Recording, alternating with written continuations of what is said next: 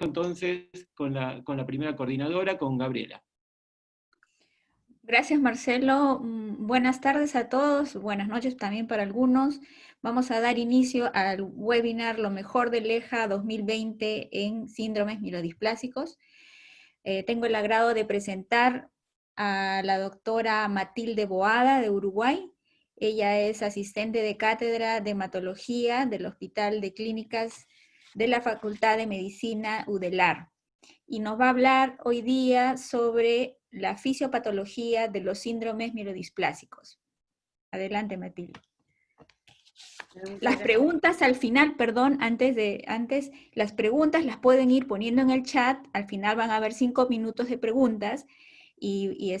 las vamos a ir leyendo. Entonces sería bueno si podrían ponerlas en el chat. Muchas gracias, Gabriela. En primer lugar, agradecerle a los organizadores de este evento por invitarme a revisar este tema que es tan interesante para mí en lo personal. Y la idea de esta charla era revisar un poco qué cosas nuevas habían surgido de la última reunión de EJA sobre la biología de los síndromes mielodisplásicos. Para eso, en realidad, lo vamos a abordar como en dos áreas. Por un lado, las alteraciones moleculares, y por otro lado, la inflamación y su rol en la patogenia de los síndromes mielodisplásicos. Para hablar de las alteraciones moleculares, vamos a hablar un poco de la hematopoiesis clonal, revisando algunas presentaciones orales, y del síndrome mielodisplásico con mutación de TP53, basándonos en la charla del Dr. Ebert. Por otro lado, para abordar la inflamación y los síndromes mielodisplásicos, vamos a focalizarnos en dos charlas, particularmente en la charla sobre nicho del Dr. Reichmakers y en la charla sobre los fenómenos de autoinmunidad del Dr. Fenó.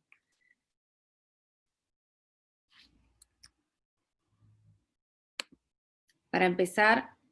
vamos a hablar de este abstract presentado por la doctora Teresa Esponda, que fue elegido para presentación oral, que habla sobre la regulación transcripcional de las células madre hematopoyéticas en el envejecimiento y en los síndromes mielodisplásicos, y donde se encuentra el DD1T3 como un potencial driver de la transformación. Es conocido que existen diferencias entre las células madre hematopoyéticas jóvenes y de los pacientes añosos, y que existen cambios moleculares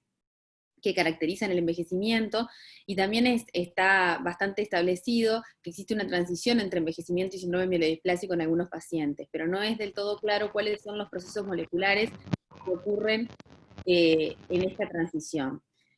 Para este trabajo, en realidad lo que se realizó fue el estudio de 3 grupos de pacientes jóvenes, pacientes añosos y pacientes con síndromes mielodisplásicos, y se estudiaron sus células madre y progenitores hematopoyéticos, en realidad que fueron divididos en 4 subgrupos por separación por citometría de flujo, en los cuales fue un grupo de células madre hematopoyéticas, un grupo de progenitores mieloides comunes, un grupo de progenitores granulomonocíticos y un grupo de progenitores megacarioeritroides. A estos 4 subgrupos de células madre y progenitores se les estudió su perfil transcripcional a través de la secuenciación de ARN. En realidad esto nos permitió observar que había diferencias significativas en la expresión de muchos genes implicados en el control del ciclo celular y también en la regulación transcripcional entre los 3 grupos de pacientes que nombramos previamente. Lo que se destaca es que existía una sobreexpresión de reguladores transcripcionales y de la cromatina en los pacientes con síndromes mielodisplásicos. Dentro de ellos se destaca un factor de transcripción que se llama DD1T3, que es de la familia de los factores de transcripción CEB, que en realidad se ve sobreexpresado en los 4 grupos de células madre y progenitoras hematopoyéticas, y también en los pacientes con síndromes mielodisplásicos, pero también en los pacientes añosos, de una forma proporcional, como que esa expresión de este factor de transcripción se incrementa progresivamente entre los pacientes añosos y el pasaje a síndromes mielodisplásicos. Este factor de transcripción tiene un rol importante en la regulación de la eritropoyesis,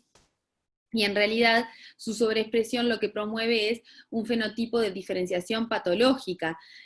Para evaluar esto se desarrolló un ensayo dentro de este mismo trabajo, donde ex vivo se estudió la sobreexpresión del DDIT3 en células madre hematopoyéticas y luego se evaluó su diferenciación hacia la línea eritroide por ensayos de formación de colonia, así como también por el estudio de los marcadores por citometría de flujo, y lo que se vio fue que cuando estaba sobreexpresado había una alteración funcional con menor formación de colonias, tanto en la línea eritroide como en la línea granulocítica monocitoide,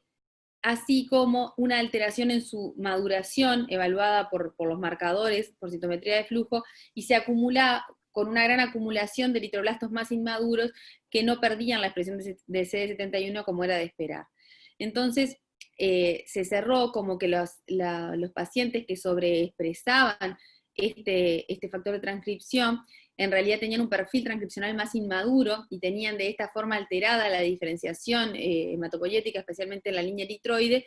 y que esto se veía tanto en el envejecimiento como en los síndromes mielodisplásicos, siendo mayor en los síndromes mielodisplásicos, y por eso se planteaba que esta alteración podría ser uno de los genes claves como drivers en la transformación hacia el síndrome mielodisplásico.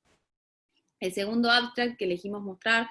es presentado por el doctor Oki, que es un trabajo japonés donde se evaluó la sinergia que existe entre la alteración de la coesina con la alteración de RUNX1, que perturba el empaquetamiento y los bucles de cromatina, y de esta forma podría estar también participando en la generación de la mielodisplasia. En realidad, las coesinas son proteínas que forman un anillo que permite mantener la cohesión de la cromatina y estabilizar el ADN para permitir la interacción entre los promotores y los enhancers, y en realidad se sabe que en los síndromes mielodisplásicos, entre un 10 y un 15% de los pacientes tienen mutaciones en las coesinas, y en realidad, dentro, si se estudia qué coesinas son las que están mutadas, se ve que STAC2 es la que acumula en general más frecuentemente mutaciones en pacientes con síndromes mielodisplásicos. A su vez, se sabe también que existe una frecuente coocurrencia de las mutaciones de STAC2 y RUNX1. El trabajo lo que quiso evaluar es si existía un efecto sinérgico de estas dos mutaciones en el desarrollo del fenotipo de síndrome mielodisplásico, y se hizo un modelo murino donde se utilizaron ratones knockout para STAC2, para RUNX1 y otros con la doble mutación. Se pudo ver que los ratones que compartían las dos mutaciones tenían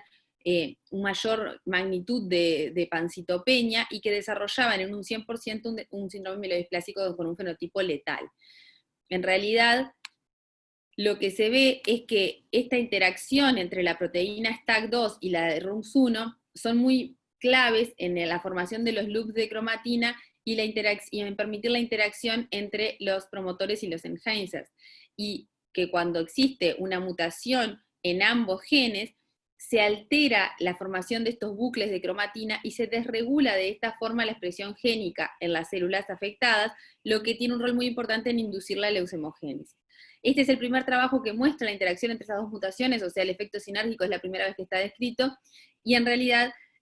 plantea un mecanismo por el cual la desregulación de la expresión génica llevaría al desarrollo del síndrome mielodisplásico.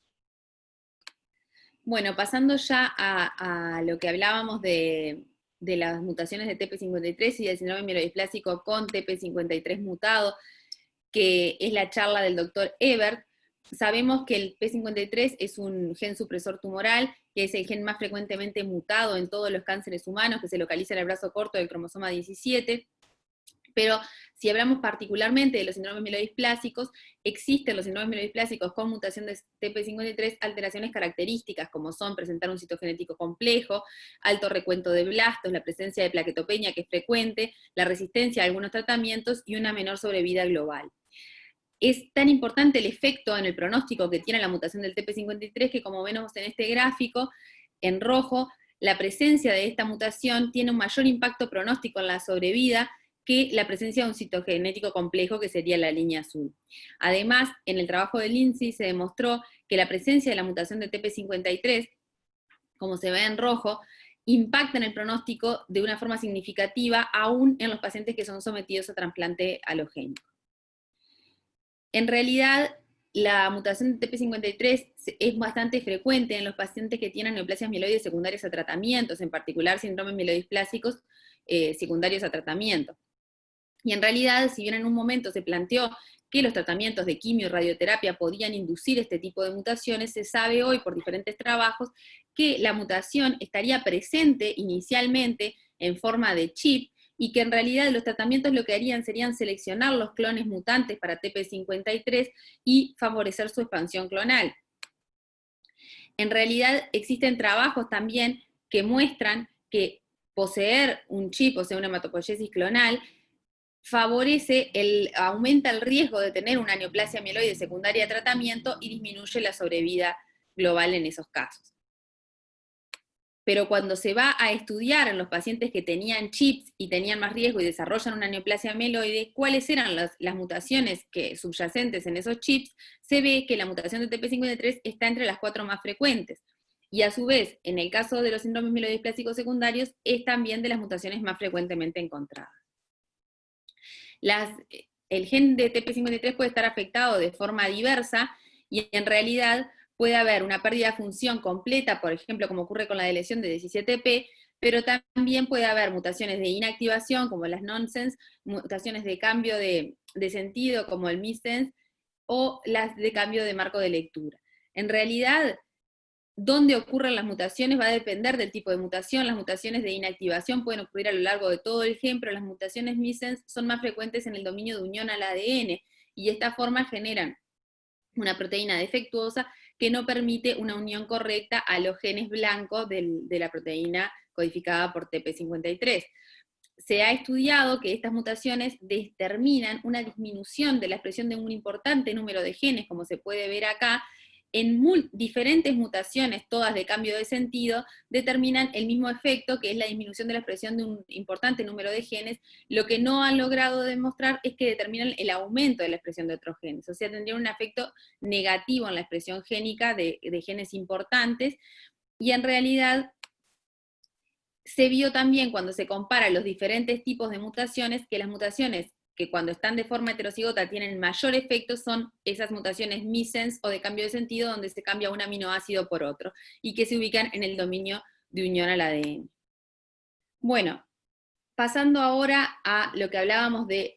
la parte de hablar del rol de la inflamación en la patogenia de los síndromes mielodisplásicos, nos vamos a focalizar en la charla del Dr. Reichmakers y ver cuál es el rol del nicho. Sabemos todos que las células madre y los progenitores hematopoyéticos no están solos, sino que están inmersos en un nicho o microambiente que está compuesto por elementos de linaje óseo, otros elementos mesenquimales, como las células estromales mesenquimales, efectores del sistema inmune, células adiposas, una importante red vascular. Entonces, muchas preguntas se han generado sobre qué genera esta ventaja competitiva del clon displásico y por qué, a partir, por ejemplo, de una hematopoiesis clonal de significado incierto, se produce la evolución de un síndrome mielodisplásico que promueve la expansión de ese clon afectado. Y a veces, por muchos autores se ha planteado que el microambiente tendría gran parte de esa respuesta. ¿Cómo sería esto? Bueno, desde el 2010 el grupo de trabajo del Dr. Reichmakers planteó que en un modelo animal la presencia de alteraciones en células del microambiente del linaje mesenquimal, como la alteración de Dicer, permitía, o generaba que se produjera un fenotipo displásico y luego la transformación a una leucemia aguda, planteando de esta forma que la alteración en el nicho, en las células mesenquimales particularmente, sería el driver de la transformación neoplásica. Este hallazgo inicial en este modelo animal fue luego confirmado por múltiples trabajos y fue de lo que generó el planteo de la teoría de la oncogénesis inducida por nicho. En el humano tenemos un ejemplo de modelo, que es la enfermedad de Schwamman-Diamond, donde es una enfermedad monogénica, donde existe una pérdida de función del SBDS, que sabemos interactúa con P53, también afectando su función, y donde clínicamente existe una predisposición a síndromes mielodisplásicos y leucemias agudas.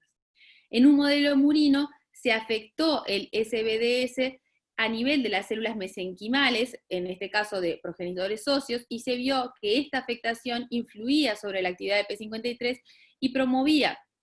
un fenotipo proinflamatorio donde se estimulaba a las células madre y progenitores hematopoyéticos a través de S100 a 8 a 9, y se activaba el NF-kappa beta determinando en última instancia la falla medular y la transformación leucémica.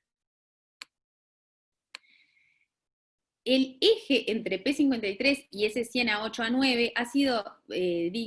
ha sido foco de estudio de diferentes trabajos para ver cuál es el rol que tiene este eje en la activación proinflamatoria que se ve en los síndromes mielodisplásicos.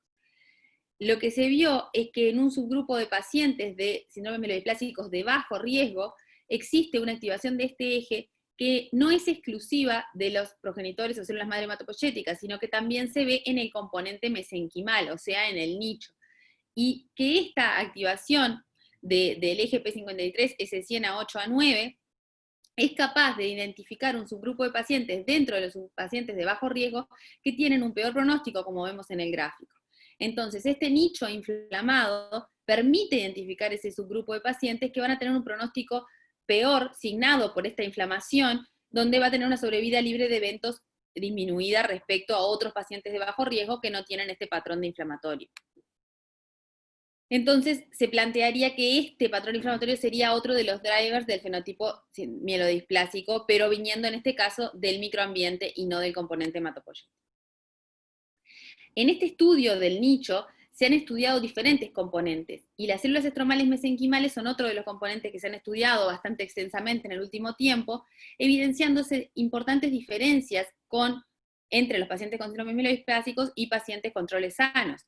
Se vio que en realidad la firma molecular de estas células mesenquimales son diferentes para los pacientes con síndromes mielodisplásicos que para los controles,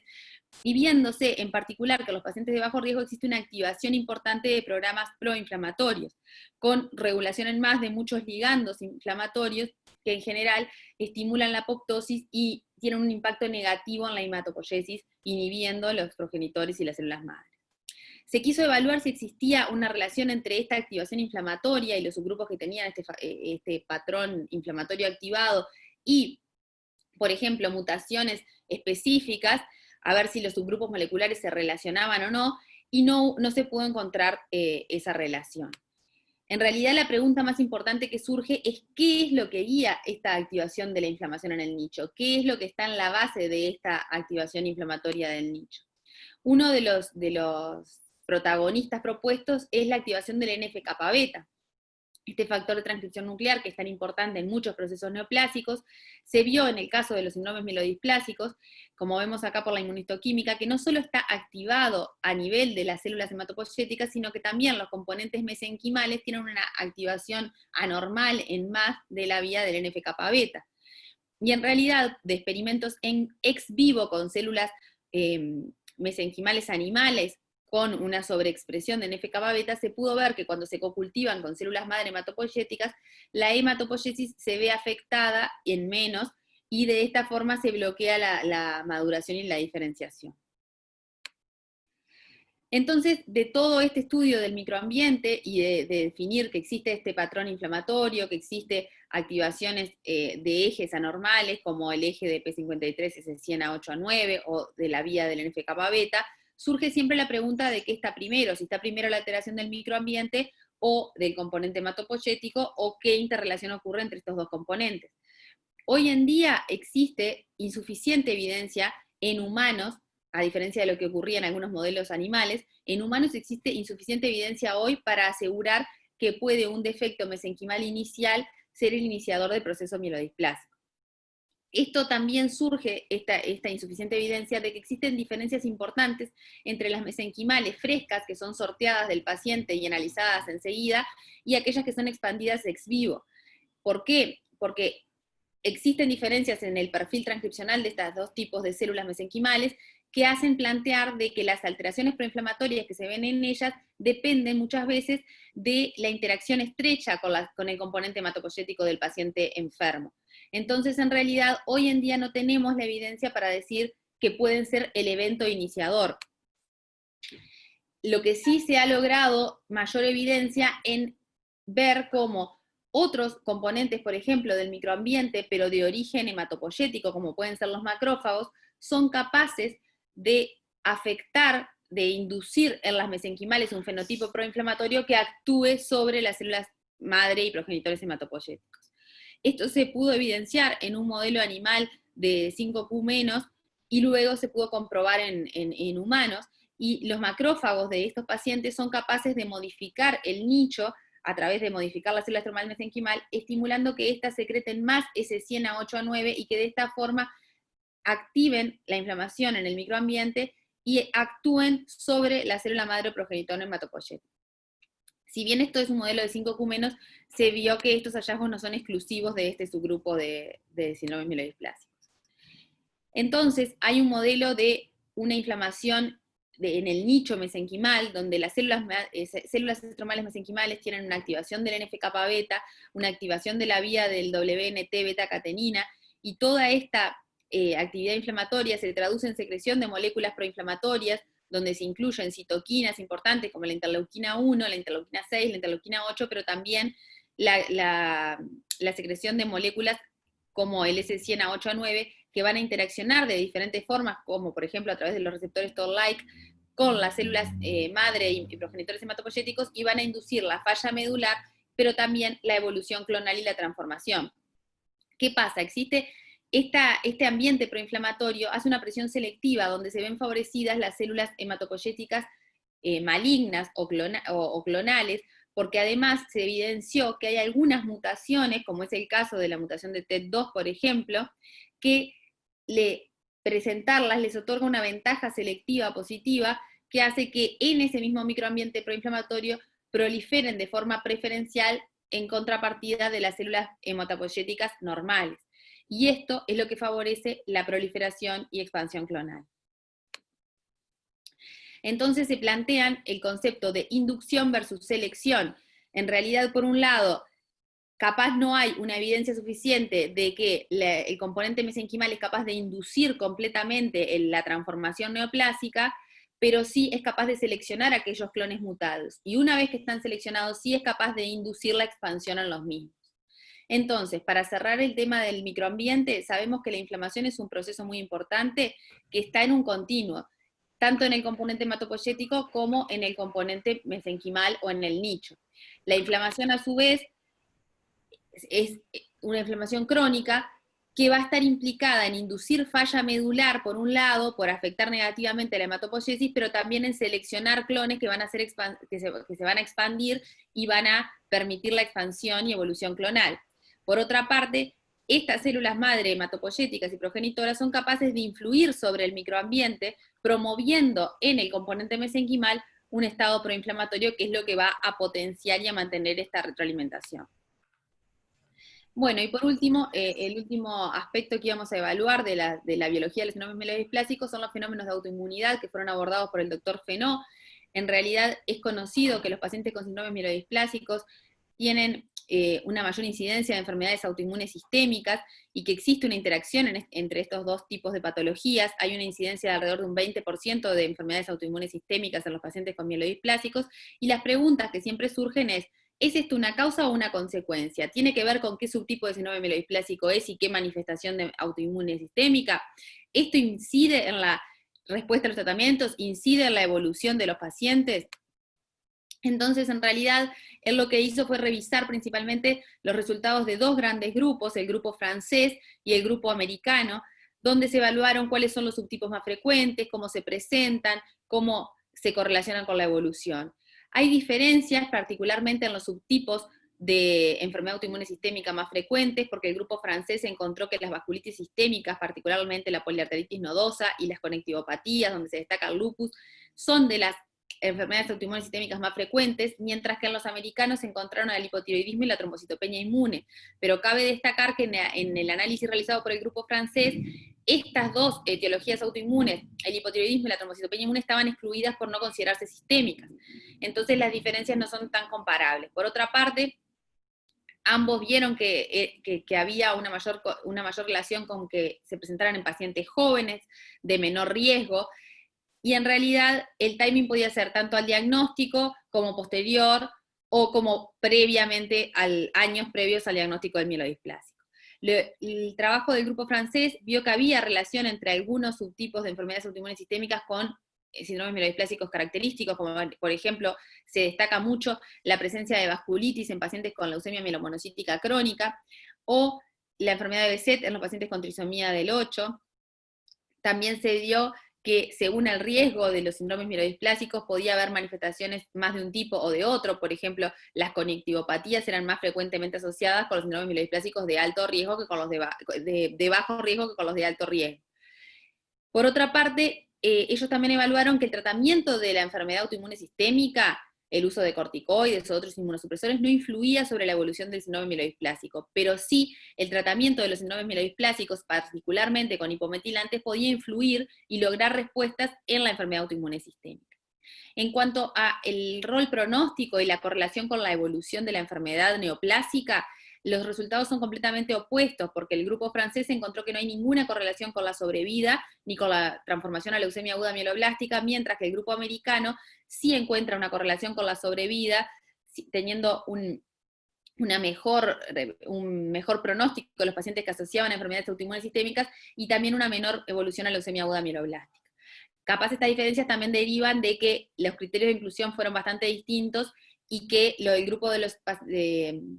los americanos incluyó enfermedades autoinmunes no sistémicas, como decíamos, como el hipotiroidismo, la trombocitopenia inmune, que son más frecuentes en la población que los que fueron incluidos en el trabajo del grupo francés. Entonces,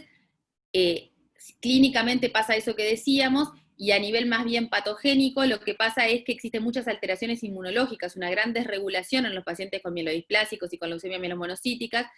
Existen hipergamaglobulinemias, alteraciones de los linfocitos T, alteraciones de los NK, un incremento de las células supresoras derivadas mieloides, una activación importante del inflamasoma, tanto a nivel hematopoyético como a nivel del nicho,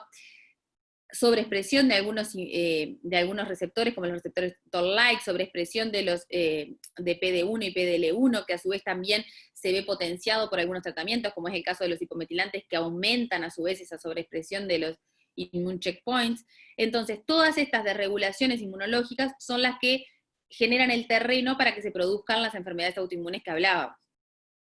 Y esas alteraciones inmunológicas son bastante diferentes en los pacientes de bajo riesgo con los de alto riesgo. ¿Por qué? Porque los pacientes de bajo riesgo, como veníamos viendo antes, tienen un patrón más proinflamatorio, con aumento de algunos subgrupos de linfocitos, como los TH17, y con mayor producción de citoquinas proinflamatorias. Esto lleva a una activación de la apoptosis a nivel de los progenitores hematopoyéticos, y en realidad este es un patrón bastante inflamado, por decirlo así. Por otro lado, los pacientes de alto riesgo, lo que predomina es una respuesta más bien inmunosupresora, con aumento de los linfocitos reguladores, con aumento de citoquinas como la interleuquina 10, el TGF-beta, más inmunosupresores, y lo que llevan más bien es a favorecer la expansión clonal y la transformación a leucemia. La pregunta más importante siempre es qué es la causa y qué es la consecuencia. Entonces, sabíamos que había alteraciones en el microambiente medular que podían favorecer el síndrome mielodisplásico, como dijimos antes, pero en los humanos, ¿son las alteraciones inmunológicas estas basales el trigger para el desarrollo de mielodisplásico? Eso realmente no tenemos una evidencia para afirmarlo, pero sí podría haber algunas cosas que nos hagan pensar que las enfermedades autoinmunes sistémicas puedan ser una consecuencia de los síndromes mielodisplásicos, sí, porque tenemos efectores inmunes que son clonales, pero en realidad esa pregunta entre causa y consecuencia tampoco está respondida, como no está respondida en el caso de microambiente y componente hematopoyético, no está respondida tampoco en el caso de las enfermedades autoinmunes sistémicas. ¿Por qué? Porque la inflamación sistémica crónica podría favorecer como de alguna forma la expansión de los clones mielodisplásicos y favorecer la progresión y la aparición de un síndrome mielodisplásico clínico, y por otro lado, la presencia de un síndrome mielodisplásico con toda la desregulación inmune que conlleva podría favorecer la aparición de una enfermedad autoinmune sistémica. Por otro lado, lo que sí sabemos es que hay alteraciones moleculares particulares, como la de TET2, que se asocian más fuertemente que otras a la presencia de enfermedades autoinmunes sistémicas. Y en este trabajo recientemente publicado, vemos que la presencia de TET2 mutado en los pacientes que tenían enfermedades autoinmunes sistémicas y síndromes mielodisplásicos es de 1/3 de los pacientes, lo que es muy alto. Por eso en estos pacientes en particular se plantea que habría algún mecanismo donde la mutación de TET2 luego generaría efectores inmunes clonales que tendrían una funcionalidad aberrante y podrían favorecer el desarrollo de fenómenos autoinmunes. Como sí también hay más evidencia de estos mielodisplásicos con TET2 y, por ejemplo, mayor incidencia de eventos cardiovasculares, donde también se plantea que la acción de los monocitos tiene un rol en el desarrollo de este tipo de eventos. Además, existen implicancias en la respuesta a los hipometilantes en los pacientes con TET2 mutado que también podrían tener que ver con la afectación inmunológica que genera. Bueno, para llevar los mensajes como para llevarnos de esta revisión de las novedades en la biología de los mielodisplásicos, la importancia de la hematopoiesis clonal, pero de encontrar en estas mutaciones que puedan ser drivers y que puedan estar explicando ese pasaje desde una hematopoiesis clonal inicial o desde el envejecimiento al síndrome mielodisplásico. Destacar la presión selectiva que ejercen algunos tratamientos, como la quimio y la radioterapia, sobre algunas mutaciones en particular, como dijimos, el TP53, también PPM1D, para favorecer la transformación a una neoplasia mieloide secundaria al tratamiento. Destacar la importancia de la oncogénesis inducida por nicho y la edición que puede haber del microambiente por parte también del componente hematopoyético, y por sobre las demás cosas me parece la desregulación inmunológica que está en la base de una gran parte de las alteraciones que ocurren, tanto a nivel clínico, como vimos en la charla del doctor Fenó, como a nivel más básico y patogénico. Creo que la inflamación es un actor muy importante en la patogenia de los síndromes mielodisplásicos y que en realidad en el tiempo que se viene vamos a ver cada vez más líneas de investigación y también trabajos tanto preclínicos como clínicos dirigidos a esta nueva área. Bueno, muchas gracias. Muchas gracias, Matilde, excelente ponencia en 20 minutos, que es lo que cada ponencia va a durar. Es bastante difícil hacer el resumen de todas estas charlas sobre fisiopatología que se han dado en el EJA, pero te felicito. No sé si se animan a hacer alguna pregunta por el chat. Yo lo que te quería preguntar era sobre el P53. O sea, tiene que estar presente esa mutación para el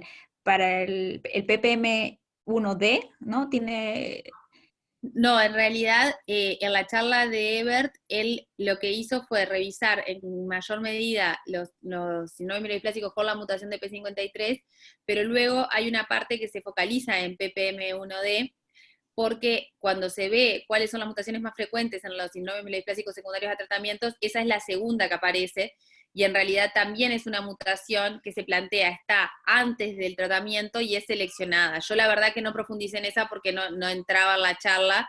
y solo lo puse en la conclusión, pero es diferente, no son concomitantes. Es como que se comporta similar en el sentido de que es seleccionada por ese tipo de tratamientos. Uh-huh. Muy bien. Acá en el chat veo que preguntan sobre la trombocitopenia inmune, cómo diferenciarla en un paciente con mielodisplasia y cómo tratarla, ¿no? O sea, sobre la asociación de la citopenia en la línea de las plaquetas. No sé Claro, si... en realidad, tanto eso como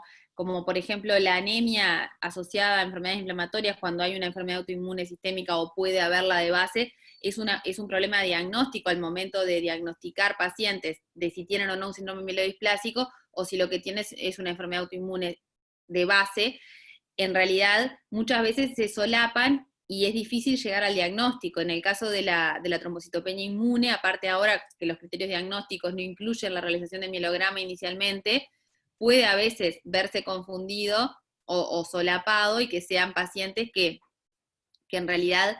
tengan inicialmente una citopenia que sea la trombocitopenia, se traten, no respondan y que luego, o respondan parcialmente, y que luego se evidencie una displasia basal. En el caso del grupo francés, ellos directamente no lo asocian y no ponen como que es una de las enfermedades autoinmunes vinculadas al síndrome mielodisplásico. Los americanos sí, porque lo hicieron más a partir de grandes como cortes de pacientes con enfermedades autoinmunes frecuentes, como eran el hipotiroidismo y la trombocitopenia inmune. Claro. Sí, es un tema bastante interesante. Vemos pues que hay varias aristas en la parte de la fisiopatología y has dado un panorama general, la importancia de realizar para nosotros, estamos lejos todavía, en varios países supongo de la región, de hacer las mutaciones en mielodisplásicos para poder tener una mejor idea de qué paciente pues son los que van a tener respuestas a qué tratamientos, ¿no? Por ejemplo, nosotros Sí, no hacemos P53 acá y la verdad nos ayudaría muchísimo, ¿no? Porque inclusive, como dices, ni siquiera con trasplante esos pacientes van bien, ¿no? sí, en realidad P53 parecería ser de todo el espectro de mutaciones que hay, parecería ser como la primera a incorporar, si se puede, también porque se puede hacer por inmunistoquímica en la biopsia de médula ósea, ¿no? Que en algunos países se hace de esa forma, en vez de usar la biología molecular, pero me parece que si vamos a elegir una mutación, capaz sería de las más importantes porque realmente tiene un impacto pronóstico de los más fuertes en la enfermedad y también puede ayudarnos en el momento de elegir los tratamientos, sabiendo que hay tratamientos que directamente la respuesta es casi nula, como en el caso de la lenalidomida, en los pacientes con 5Q menos, que la OMS ya lo pone como estudiarlos a esos, para no ir a la lenalidomida como primera opción, por ejemplo. Ujú, muy bien. Bueno, creo que no hay más preguntas. Muchas gracias, Matilde. Vamos Gracias, a pasar, vamos a pasar a la segunda.